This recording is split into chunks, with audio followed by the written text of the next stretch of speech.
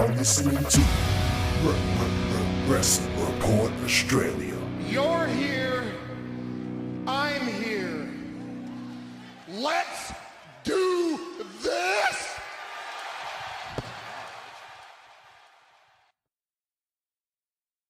Hello ladies and gentlemen, boys and girls, everybody around the world that is tuning in and listening to this. This is Wrestle Report Australia. As always, I am Mike, this is Lon. Yo. And we are the newest team bringing you all the news in the wrestling world and in the fight game. This is our weekly Raw review. Today is Tuesday the 13th of March 2018. It would be March the 12th, obviously Monday. For the Americans, we are on the same day as Raw. So we started the show off tonight with Kurt Angle. Good crowd in Detroit. Gave him a good reception. You Suck came out commanding it as always. I like his attitude when he comes out now. He's always got that smile on his face.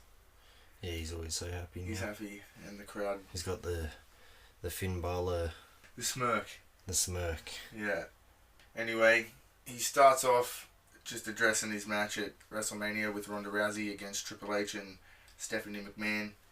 He says that he kind of feels sorry for what Ronda Rousey's going to do to Stephanie because she's that good. But he doesn't feel sorry for what he's going to do to Triple H. But then he quickly turns our attention towards the Universal Championship picture. And then he tells us some shocking news that once again, Brock Lesnar has no-showed Raw. After last week, we had the hype of the face-off again. I'm not gonna lie, I was like a bit disappointed. Yeah, same. I was looking forward to the face-off. They built it. And then, hello, no Brock, again. But he says, even though Brock's not here, we're still going to have a great show. And Roman Reigns' music hits. Comes out, gets booed. The big dog. Scrotum pains. Gets booed again. But then he comes out, he says he's not surprised. Brock has no respect for anyone. And then he says, Kurt, is there going to be any repercussions? But before Kurt can answer, he obviously cuts him off and he's like, I know there's not going to be any because we all know it. Vince, like he's Vince's boy. And then there was a cool little moment in the promo when he said that. Kurt like cupped his microphone and Roman pulled away from him. He was like, don't touch my microphone. That was cool. I like that. I don't understand how Brock's Vince's boy. Isn't that Roman? Yeah. Shoved down our throats, Vince's boy. Yeah. I think... Vince loves big sweaty man. I think that was kind of like why he said it, maybe. Who knows? But then he's like, the real problem here is Vince McMahon. It's one thing to be disrespected by Brock Lesnar, but it's another thing to be disrespected by Vince. I just walked through Vince before I walked past Vince before I came out here. He didn't even have the balls or respect to look me in the eye and tell me what was going on. It's like, I won't be respected by Vince McMahon. And then he leaves. And then we see him walk into the gorilla room and walk up to Vince. You know, Shane McMahon's there because this is obviously... Yeah, because it's SmackDown. It suddenly turned into SmackDown. Has a little confrontation with Vince. We go to commercial. We come back and it's the brilliant Renee Young waiting outside Mr. McMahon's office, hoping to get an interview with Roman Reigns or someone. Roman comes out, completely shrugs her off. But then Vince came out and he gave the interview. He's like, Brock's nobody's boy. He's his own man. And then he was like, I myself didn't want to disrespect Roman. That's not my intention at all. He then stole The Rock's catchphrase and was like, you need to know your role and shut your mouth. Roman couldn't have been happy about that. It's a bit of a play on his old family. I don't think Vince said that to him. Either way, whether he said it to him in the room or not, he said it on camera. Roman will eventually see that and be like, oh man, that's a bit harsh. And then he went on to say, does Brock have his privileges? Of course he does, but he's earned them. But Vince promises that Brock will be on Raw next week. We've heard that before. He definitely will be. Yeah. because then Vince said, because what Roman just did, he is now temporarily suspended. No Roman, and then Brock's going to show up. They're keeping them away from each other. Keeping them apart. I like that, but I don't like that at the same time. They'll probably keep them apart until Mania. Make it a big suspense until they Finally face off again. That's what I'm hoping for now that they're doing this, because I was actually looking forward to the face off, like we just said. And now that they've held off on it, I'm hoping that they continue to hold off on it. I was looking forward to everyone running down and pulling them apart. Yeah, all the security guards that will eventually become WWE talent. Hey. But yeah, so that was the end of that little segment. And we cut back to Absolution in the ring, where Sonya Deville is about to go one-on-one with Sasha Banks. Sasha Banks then makes her entrance, and she's accompanied by Bayley. But Bayley doesn't look very happy.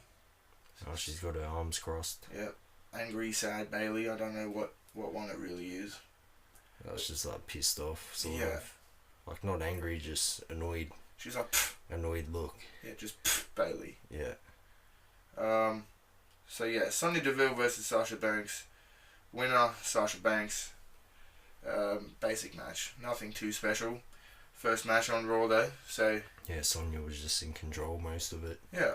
Just an average match.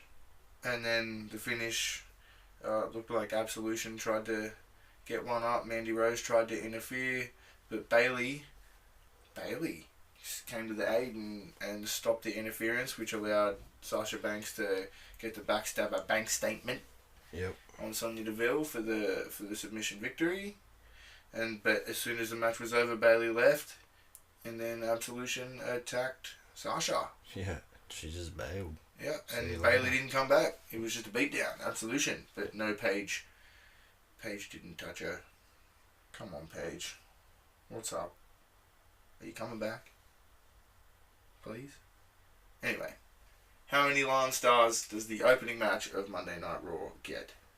I'll probably just give it a 3. The average 3. Just a 3. The trend. Yep. Fair enough. After that, we cross to the Hall of Fame inductee for this week, and that is none other than Kid Rock. I like that. That's cool.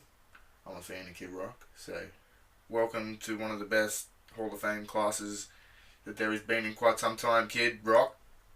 Yeah, when they put up the picture of all the inductees, it looks pretty good. Yeah, it's seriously like my favourite class in quite some time. Yep, some good names. Yeah. Especially with Goldberg and Dudley Boys. Ivory. Yep. Jeff Jarrett. The country music star. That'll be a good speech. The country music star Jeff Jarrett. Yeah. Yeah, it'll be a good night of speeches, man. I always look forward to that. You know, a couple of backstage stories and hearing like not just the actual inductions, but the people that induct them. Yeah. I like hearing like seeing the special guests and whatnot, see what happens throughout the night. And it's the night before WrestleMania, so energy's always high. There's a good crowd for the Hall of Fame every year as well. It's going to be good. After that, we have Miz TV. Woohoo. Yeah, woohoo. I love Miz TV.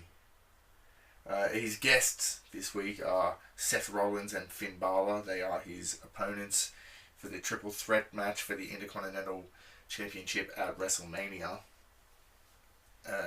Starts off with Miz just having a little promo about how he's going to become the greatest Intercontinental Champion of all time. And then he introduces Seth and Finn. The segment is him trying to basically turn them against each other. They have like some sarcastic like back and forth. And then it gets heated a bit between Seth and Finn. And it looks like they're going to have a little match. But then they attack the Miz. Send him out of the ring. Yeah. Looks like they're going to have a match. They attack the Miz. And then after that, Seth Rollins attacks Finn. Yeah. And then leaves straight away. No talking. Just bails. He's out. and then we go to commercial, and we come back, and it's the Bar versus the Miz-Taraj. The Miz-Taraj attacked the Bar before the bell even rings, so the match hasn't begun. Yeah. And then after that, the Revival come out, and then the Club come out, Titus Worldwide come out, Heath Slater and Rhino come out, and it's just everyone trying to beat down on the Bar. They eventually escape, but Big pop for Rhino because it's his hometown. yeah, that was cool. They chanted for him a lot throughout the night. Yeah. I liked that. That was pretty cool. But yeah, they eventually escape. But then shit's revealed later on in the show. And funnily enough, this is actually one of my favourite segments of the show this week. And it's the John Cena segment. Yeah. Yeah. It started off weird, but then it got really good. He has a knack for that. He comes out, he gets his natural reception. I honestly thought he was going to come out looking sad. Yeah. Looking all depressed and beat down and I lost my chance. But no, he comes out all happy, goes and shakes the hand of Coach.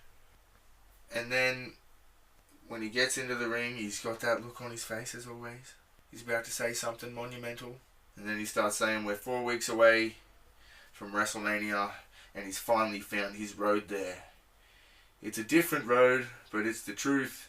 And the truth is he's had opportunity after opportunity on both brands, but he has failed.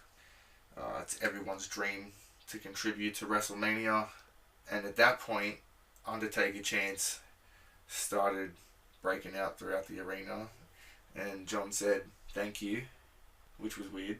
Yeah, like it was for him. Yeah, he's like, thanks guys, I appreciate that. And then he pointed to the back and said, I hope they're listening. But then he says, this year he will not be contributing to WrestleMania. And at that point, he actually got a bit of a boo.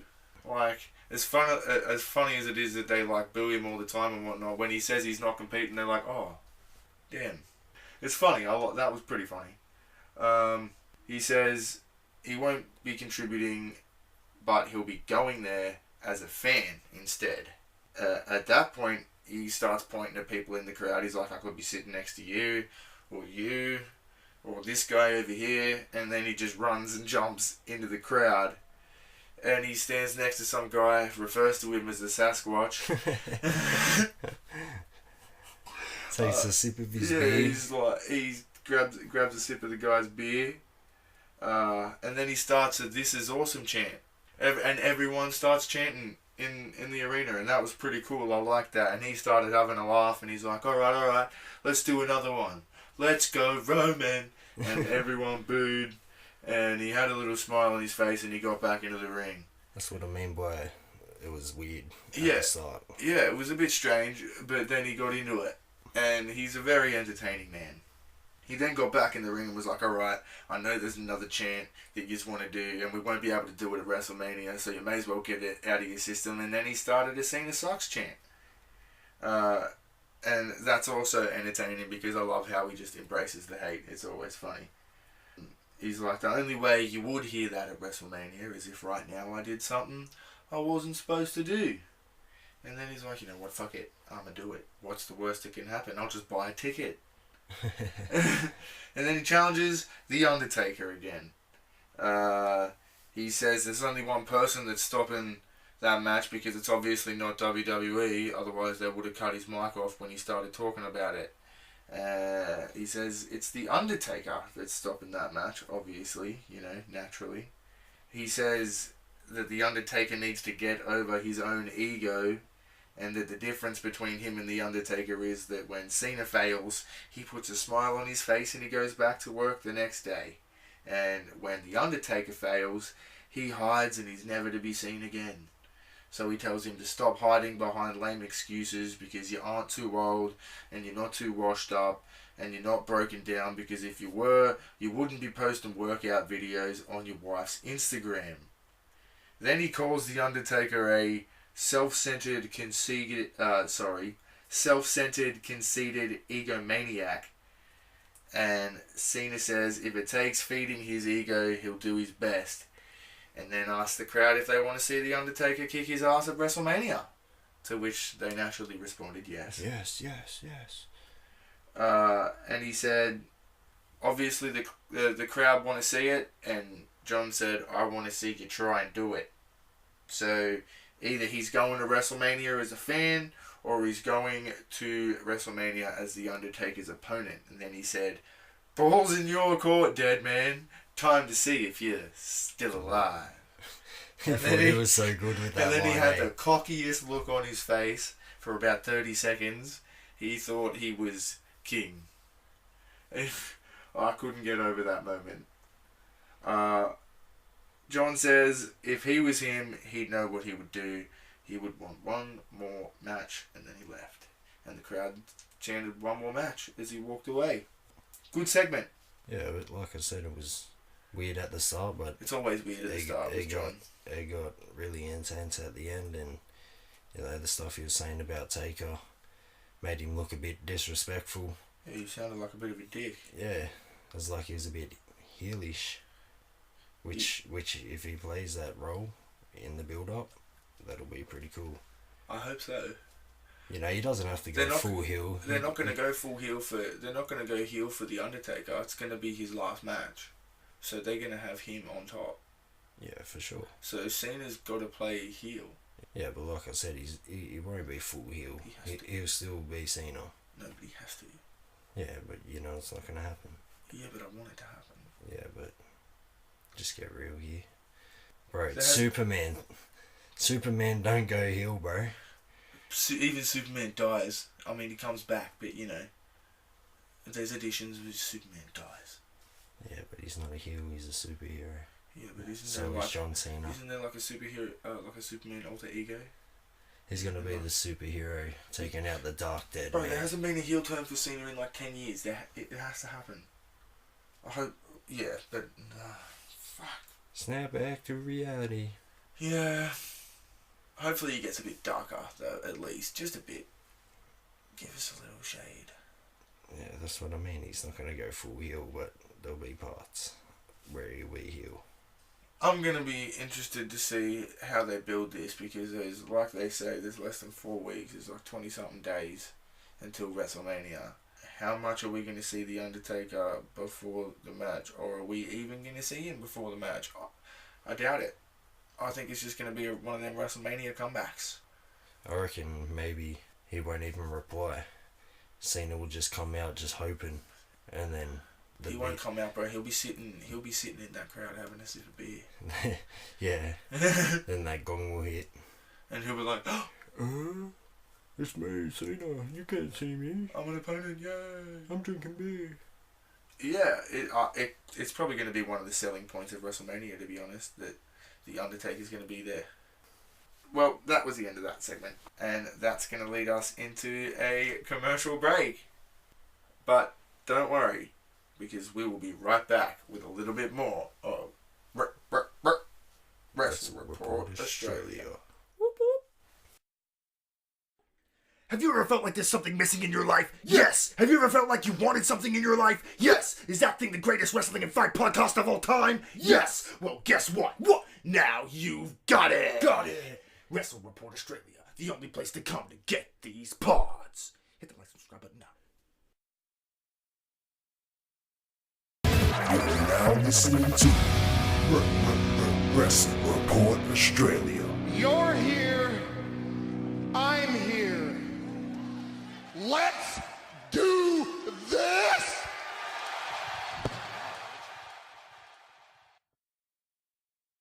Welcome back, everybody. This is Wrestle Report Australia. We are in the middle of our weekly Raw review. As always, I am Mike. This is Lon. Yo. We left off at the end of the John Cena segment where he challenged The Undertaker once again. And we come back to the Bar and Kurt Angle backstage. The Bar are a bit angry. They're a bit angry. Yeah. They just got beat down by every tag team on Raw. And they say they want to be traded to SmackDown because this wouldn't happen. Maybe they'll go face the New Day or the Usos. They'll raid the Uso Penitentiary. Yeah, they'll take them red titles to that blue show. Yeah, champs versus champs at WrestleMania. Man, how about that? But then Kurt tells them to settle down. They're going to have a Raw title defense against a Raw team at WrestleMania. And later on tonight we'll find out who that team is because there will be a Tag Team Battle Royal match, and the winner of that match will be their opponents at WrestleMania. So, yeah, that's interesting. We get to see whether Titus Worldwide's going to get another shot, maybe. Oh, yeah. I'll be excited for that. Rhino and Heath Slater, will they become champs again? Mania. Oh. He's got kids. He's got kids. They might give him a bit of a pay rise. The club? The revival? Who knows? We'll see. After that, we have a little recap of the Symphony of Destruction from last week, and then Elias has a little segment. Doesn't do much. He's in a neck brace. He goes to do his trademark, Who Wants to Walk with Elias. He doesn't even talk. And then he just puts his guitar down. He says, He says, this is your fault, and then bails. He's out. Catch you later. Poor Elias. And then we cut to Braun Strowman backstage. He's mad that he doesn't have a match at Mania. He says he's not going to sit around and wait to be given a path. He's going to carve his own path of destruction to WrestleMania.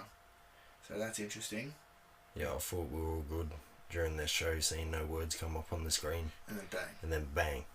For Braun of all people has to come up in his segment. Stop it. Kevin, Byron called you out. Maybe I should call you out. Stop putting words on our screen, please. We don't need to see it. We know what they're saying, and it's much better when we don't see what they're saying. Anyway, after that we have Seth Rollins versus Finn Balor because of what happened earlier on in the show on Miz TV. The winner of this match was Finn Balor. So he obviously has a bit of momentum now leading into WrestleMania. Wasn't a bad match because of obviously who's in it. I fucking hate Seth Rollins' gear. His fire gear. I don't like it. Finn Balor won in a cool little way. Seth was going for his superplex Falcon Arrow. But as he was rolling through for the Falcon Arrow, Finn just rolled him up. Yeah. A bit of a Paul Smackage there. Yeah, a bit of a Paul Smackage. Gets the victory. So yeah, it was a good match. I didn't mind it. I don't know. What do you think's gonna happen at Mania? Either Miz retains or probably Balor winning. That's exactly my predictions. Yeah. Seth doesn't need it. I mean, if he gets it, he's a Grand Slam champ. But he doesn't need to be a Grand Slam champ yet. I think this whole three-way thing with the Miz and Seth and Finn, like, it's taken away from Seth and Finn. Yeah. Because if it was a singles match with them, like, you know, one-on-one with Finn and Miz, or one-on-one with Seth and Miz or Seth or Finn. Yeah. Yeah. It would be better. Yeah. Like, there'll be more focus on. Well, I agree, but the thing is, we've already seen Seth and Finn. Yeah, and they're trying to spread out this angle between the three of them, which, I don't know, I just don't see it really working. The way I see it is, if Miz retains, I don't see much more for him to do with that Intercontinental belt. Nah. So if he loses, he needs to be put in some sort of main event program. Yeah. But I have a feeling it's probably going to be... With that belt, he needs to be... With it? Yeah. Okay. Well, that's what he could do if he wins. But I think it might be Balor, because it's his first WrestleMania. And if they want to push him properly, they'll give him the win. But not everyone wins their first Mania. AJ didn't. No. I swear Rusev was like the same. Rusev Day. That's when he lost his streak, wasn't it? Yeah, CENA probably beat him, didn't he? Wasn't it CENA? I swear it was. Probably Superman. Breaking all these records. But yeah, I don't know, man. I like Finn. I like Seth. I like The Miz. I like all three of them. But I'm sick of this triple threat business. Yeah. I want to see...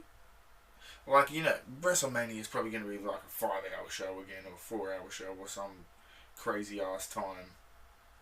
And it's... Probably 5. Like, why give us triple threat? Why not have more singles action? You know? Yeah. It's everything so far is like tag teams and triple threats. And we also have now... Well, before I get to that, how many Lance stars does the Finn Balor Seth Rollins match get? Just give it the average 3. It's just basic match. Like that Sasha and Sonya match. Good wrestling and You know, it was just basic. I don't know, I feel like the ads, when the ads are there, you don't see what's going on. Yeah. Like, I feel like you're missing out on a lot. Especially with people like Seth and Finn. Yeah. They'd probably put on their best work, I'd say, in ad breaks, because Yeah, they can go, they can let loose. Yeah. Which is a shame. That's why it's good to be in the crowd, which we will be in October. After that, we have the announcement of the Fabulous Moolah Battle Royal at WrestleMania. Still no Andre Battle Royal announcement. We get this new one for the women. Will it be this? Will this be the only one, or will they have both? Pre-show material. It would be good if they just have the women one. Like, you know, just gives them a bit of spotlight. Yeah. Some time to shine. Yeah. Maybe some debuts. Or returns. Or returns again, like the Rumble. Hopefully full-time returns. Even if not, it's Mania. Yep. There'll be people there. I'm looking forward to seeing who shows up for this year's WrestleMania. There's always legends that come out and have some spots, so it's going to be cool to see who comes back. Yeah, WrestleMania is always good, but there needs to be some more direction for it in my eyes. I'm just not liking the match card as much as I should be at the moment. It doesn't seem as good as previous Manias. I think they're just trying to cram too much into it. Yeah. Trying to give everyone a WrestleMania moment. Yeah, it needs to be earned. Yeah, that's it. The crowd need to decide who gets their moment and who doesn't. I think the whole brand split as well, like... Yeah, we got, there's a superstar shake-up coming after WrestleMania.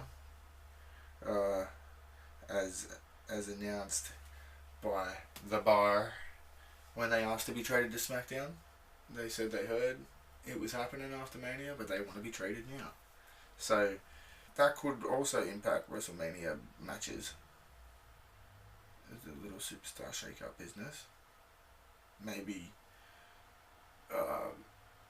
Seth could go to SmackDown. Imagine that. That'd be random. He hasn't been just a sole SmackDown superstar yet. This shake-up's after Mania, yeah. Yeah. Yeah. Yeah, it'd be alright. But then, that's only a 2-hour show. True. You don't really get to put on long matches, unless it's the main event, really, is the longest match. Get like half the show.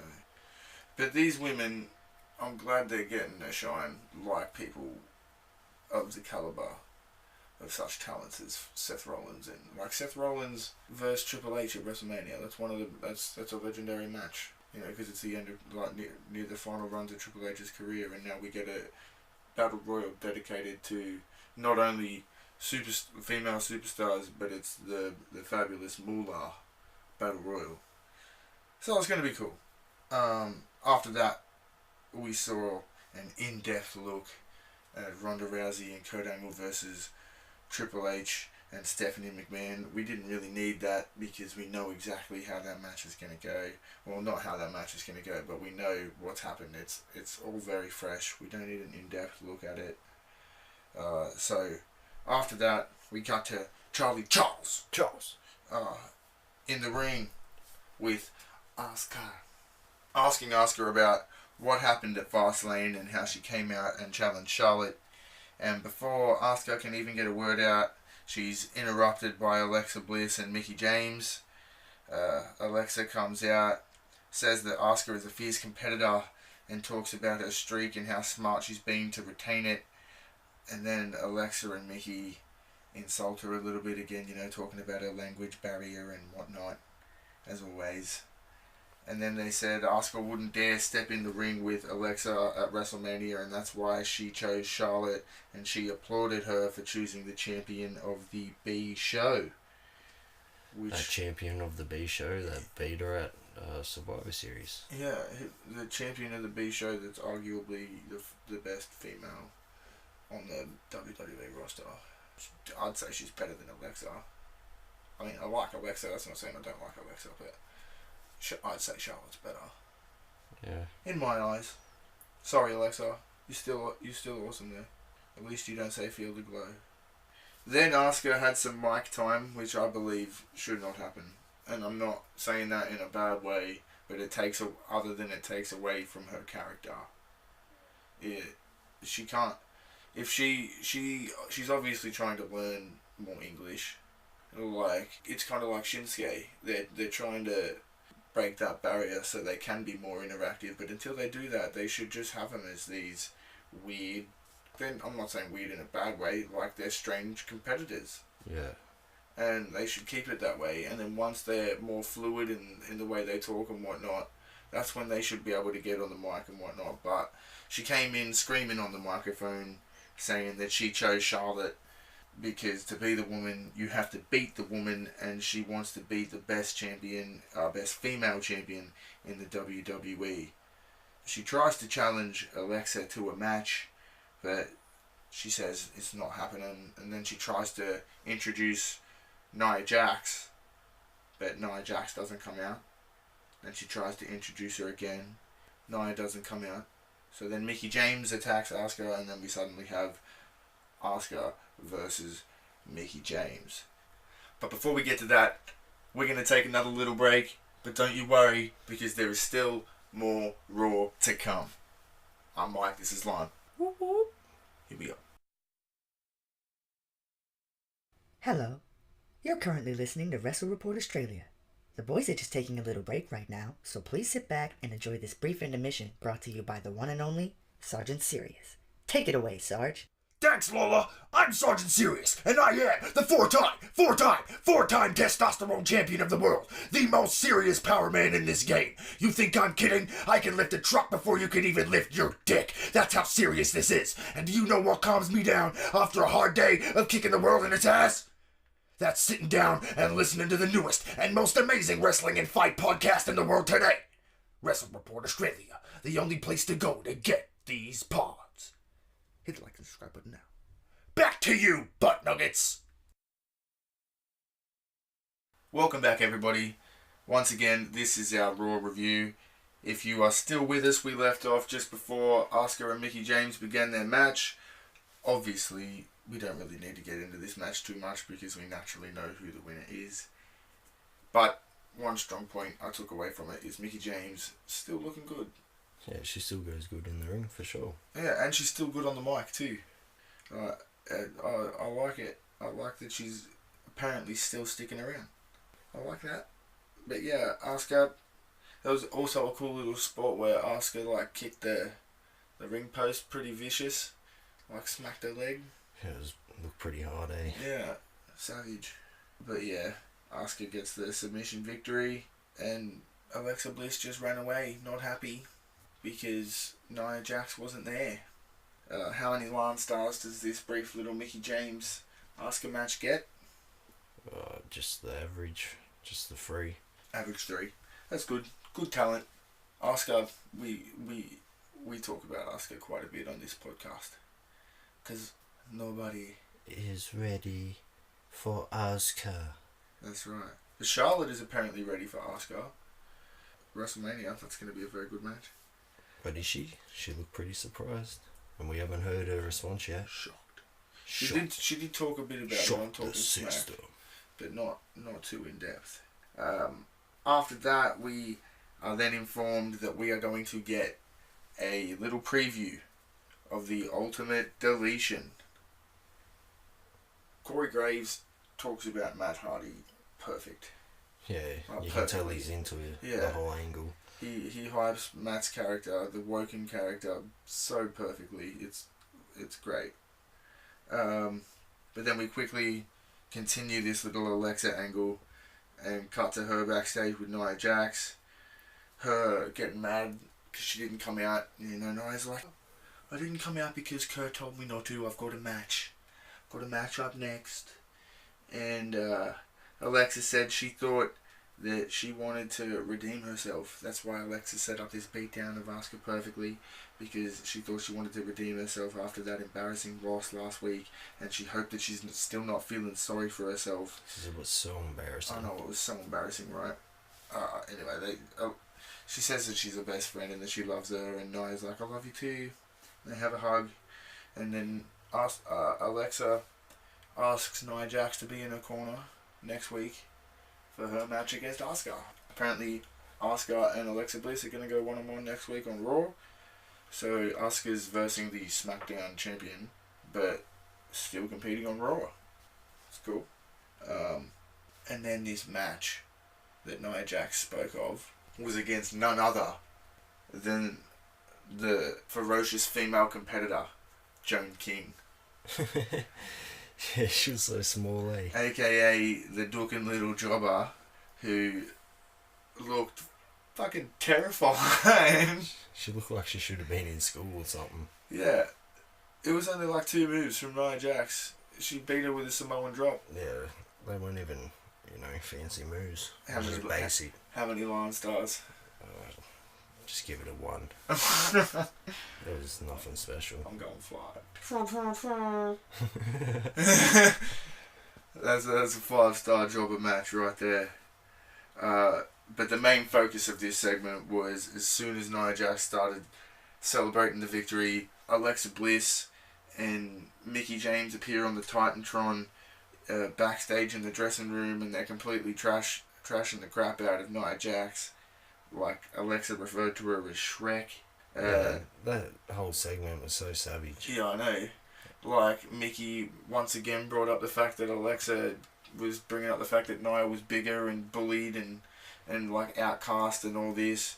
Yeah, like you got WWE, they're like against bullying. Yeah. And Alexa's calling Nia Jax a bag carrier. Yeah, and she's Like- pretty much treating Asuka as like, she's being racist towards her. Yeah. Like, is the way that she speaks. But yeah, all this is being broadcast. Nia Jax is in the ring watching this, and they're trashing Nia, and Alexa's like, it's alright, she knows her place. She'll be there where we need her next week against Asuka, and if she's not, we'll just beat her up. It's that simple. We'll just just beat her up. We'll just beat up the irresistible force that we're trying to hype up. Nia Jax doesn't look too happy.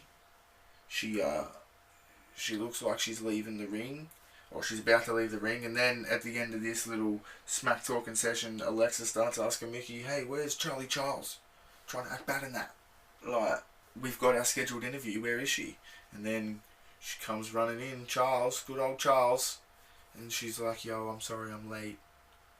First time a interviewer's ever been late Yeah, for a scheduled for interview. a segment. But just thought I'd let you know. I'm sorry to inform you that the mics were on, because even though I wasn't here, I was late for the segment. See, Like, Charles They still went ahead with the segment. I was trying to act bad in that. trying to cause the conspiracies. The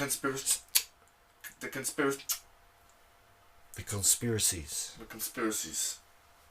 So yeah, Alexa and Mickie James are shocked. They're like, no, oh my god, fuck, shit, we gotta get out of here.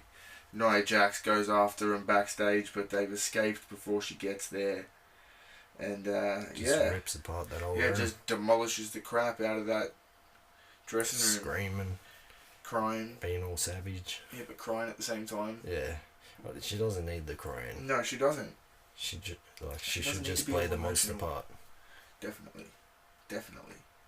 The emotional side of her needs to drop if they're gonna make her like savage. Yeah. But yeah, it's obviously setting up Nia Jax versus Alexa Bliss for WrestleMania. Which would be good if Nia actually wins. I'm hoping she does. Hope she gets the title and then plays the monster and, Bro, she's a Samoan goes dynasty. up against everyone. Nia Jax wins. Usos win. Roman wins. Roman wins. The Samoan dynasty rule WrestleMania 34. The Rock will come back, win a match. Naomi Like he will win a did match. against friggin' Eric Rowan. Yeah, he'll just come That back was- and fuck someone up. It was like a 30-second match or something, wasn't it? Keisha will come back. Scotty. Yeah, Grandmaster Sexay. Brian Lawler. You wanna fly to me.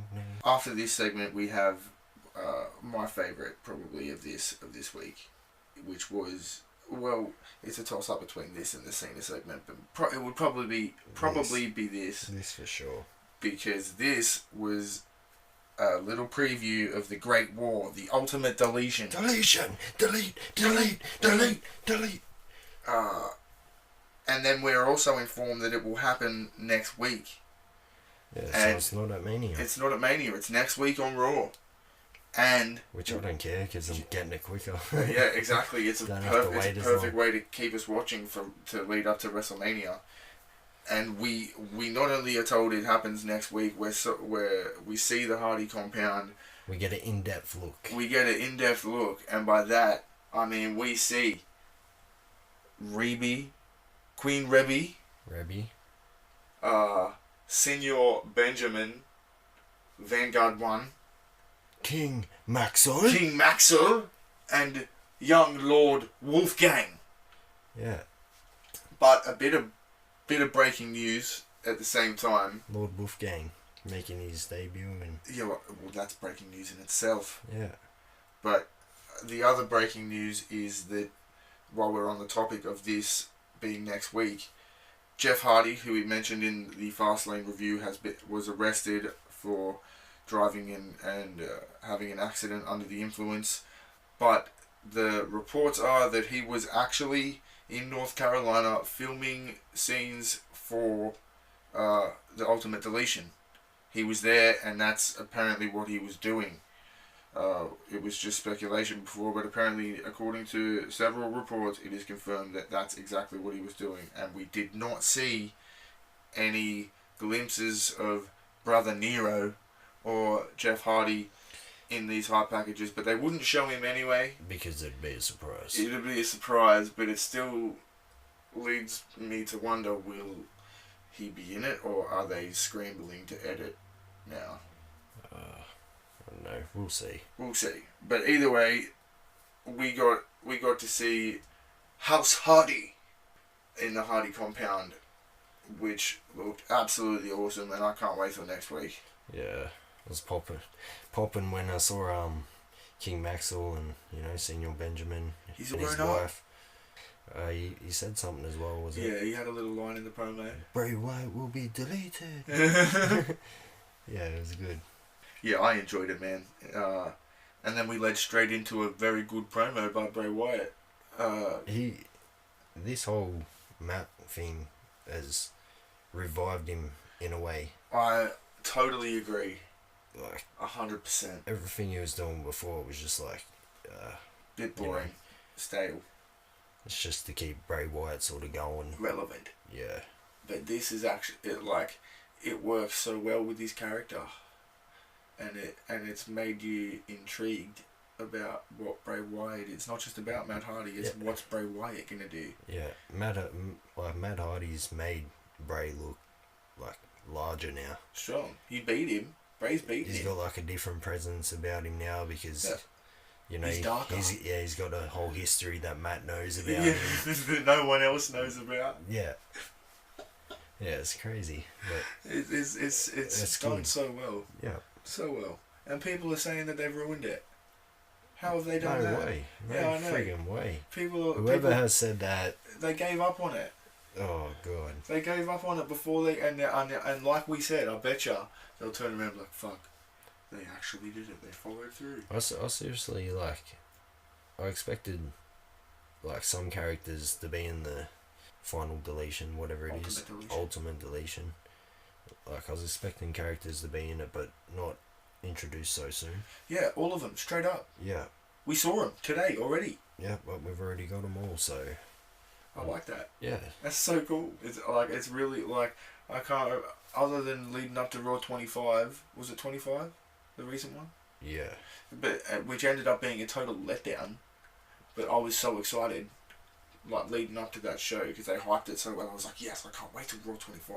Yeah. I can't wait till next week. I want to watch the Ultimate Deletion. Yeah, Bray's promo was good. And then straight after that, we cut backstage to Kurt, where he says he knew Bray was crazy, but what the hell's happened to Matt?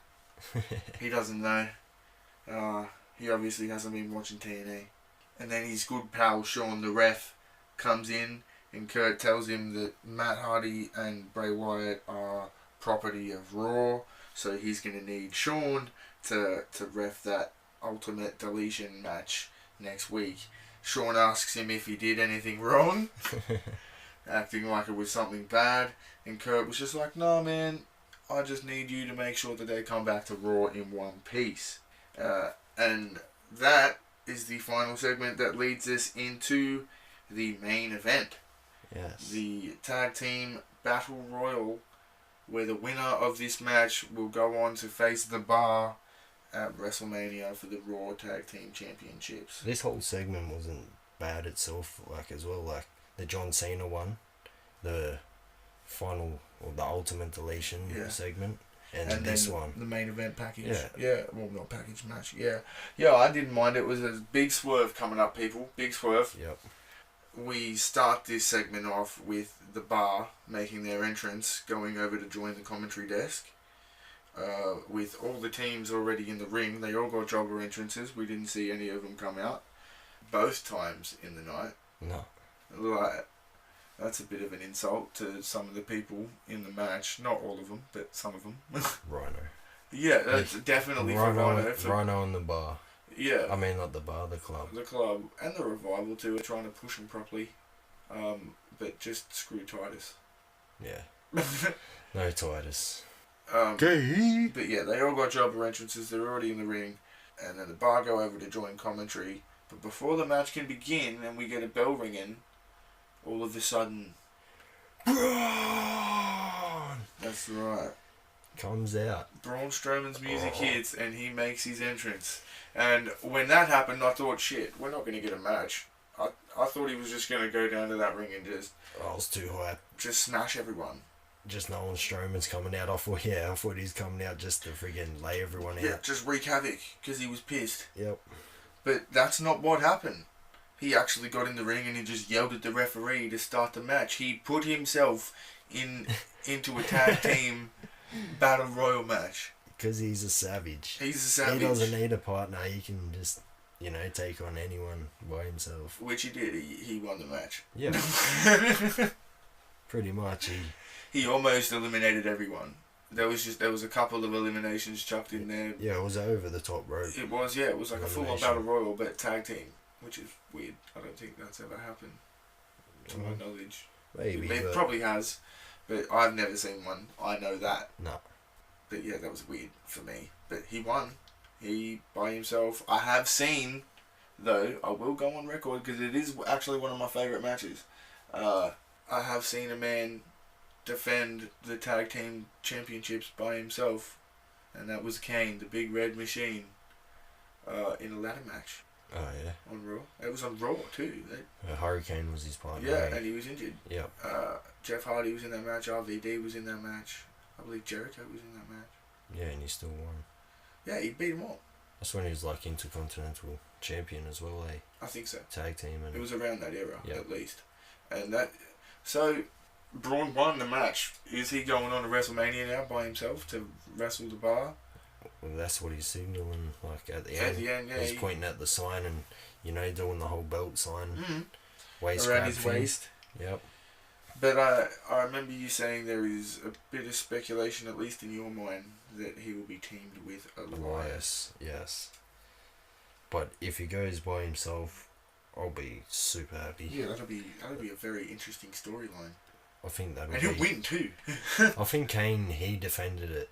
He did. He didn't win them. He just defended them. But still, it's... Just, like, if Strowman goes... He defended them in a fatal 4-way tag team match. No, just the... No, he's got his one-on-one. No, I mean, that's what Kane did. Oh, it's a handicap. Yeah, I know. It's scheduled for a handicap so far. Handicap match. That'll be cool. He'll win it too. Braun Strowman, the Raw Tag Team Champions. Perfect. Needs Daniel Bryan to be his partner. I'm the Tag Team Champions.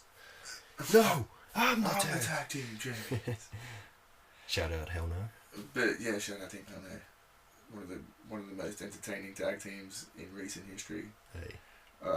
But yeah, we ended Raw this week with Braun Strowman pointing at Cesaro and Sheamus, doing his little belt signal around the waist, saying he's coming for him.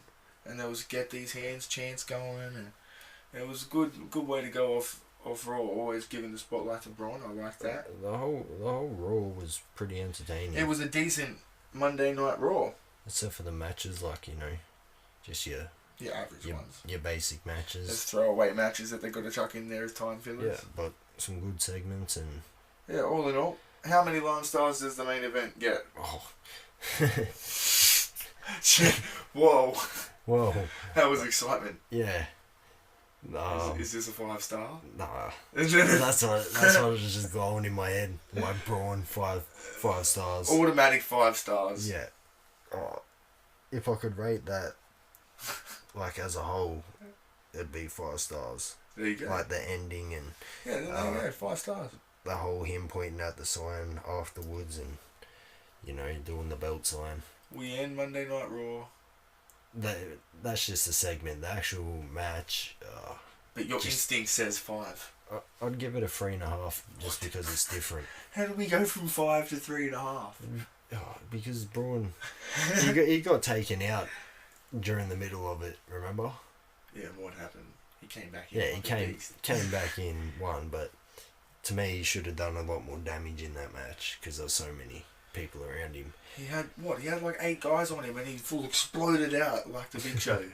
But still, like I said, the whole Braun coming out as like a surprise and actually winning, and then, you know, indicating that he's going for the titles by himself. Yeah. That's what I was rating the 5-star. Yeah, no. The actual match was like 3.5. Like, you know. Oh yeah, it's basically a yeah. spot fest here. Yeah, just chucking people over the top rope.